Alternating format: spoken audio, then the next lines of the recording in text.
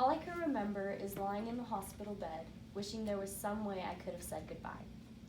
It all started sophomore year of high school. It was the beginning of the year, and it was halfway through preseason of volleyball, and two girls at school on the team developed an itchy, burning spot on the back of their leg. Well, with the luck that I have, I also developed the same spot. For the rest of volleyball season, I had to be taped up so that it would not spread. It spread all throughout our school, and they even had to get Germ Blast to come here and spray the school because it had even spread to the football players. I went to the doctor and they prescribed me Bactrim, which is a medicine to help get the staph to go away. That Saturday morning, we had a volleyball game. And after the volleyball game, me and my mom traveled to the Frio River because my dad's side of the family was having a little fun getaway for Labor Day weekend. At the Frio River, it was all normal, having fun, until Sunday night. Sunday night, I started getting the chills. I was freezing. I can remember my cousins piling blanket after blanket on top of me to try to help me get the chills away. They ended up putting 13 blankets on top of me, and that still did not help me. I was very cold. We all ate, we went outside, ate s'mores, and it was all good until 3 a.m. that night when I woke up to go to the bathroom. I had to rush to go to the bathroom and I had to throw up really bad. The thing about it though is that I was not throwing up anything. I was dry heaving and it hurt so bad. I remember my mom coming into the bathroom telling me to try to keep it down because my whole family was in there asleep. That next morning, my mom decided that we should go, me and her, since we came in our separate vehicle, and we traveled home. Tuesday, I still was not feeling good. My parents didn't know what was wrong, but it wasn't bad to where they thought they had to take me to the doctor yet. Until Wednesday when I had a full body rash all over me. We went to the doctor and they did not know what was wrong. They saw the rash and they were very concerned, also with the fever. They ended up taking blood samples and they told me that I could go home and that they would call me if anything happened or whatever the results were. As soon as we got home, my mom got the phone call that I needed to pack a bag and be at the hospital as soon as possible. They didn't exactly tell us what was wrong, but they told me kind of that my white blood count had gone to 500. To put that in perspective, a normal person's white blood count is like over 500,000. That's what helps your body protect you from getting sick. And mine had gone down to 500.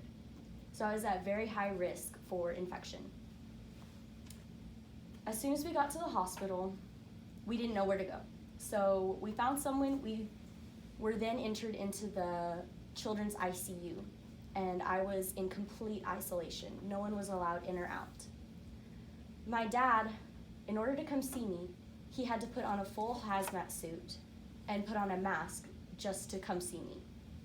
My mom stayed in the hospital room with me the entire time. That Thursday, I was taken to go get x-rays because they didn't know what was wrong. They thought that I had parasites in my stomach, so they went to go take me to get x-rays.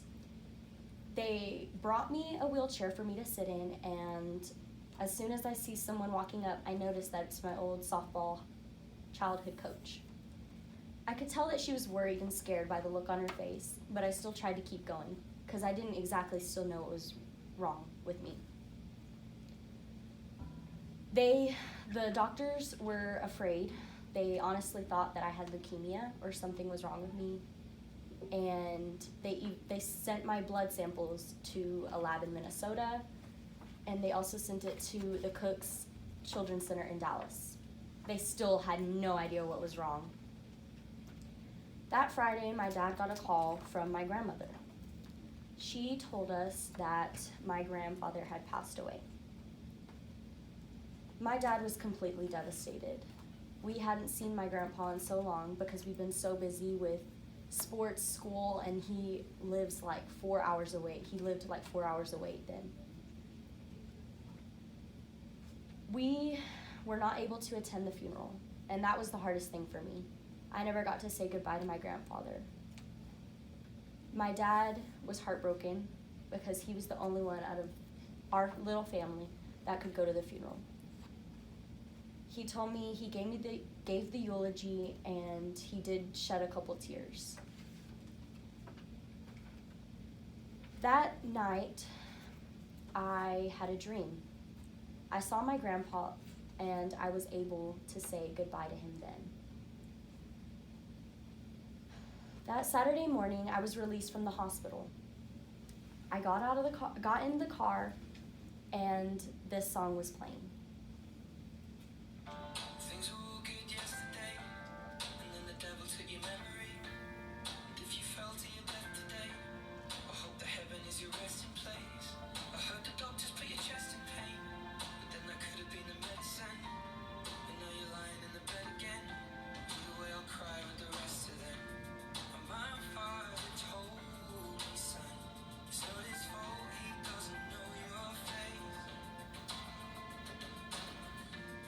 You're not the only one. Although my grandma used to say, he used to say, darling, hold me in your arms the way you did last night.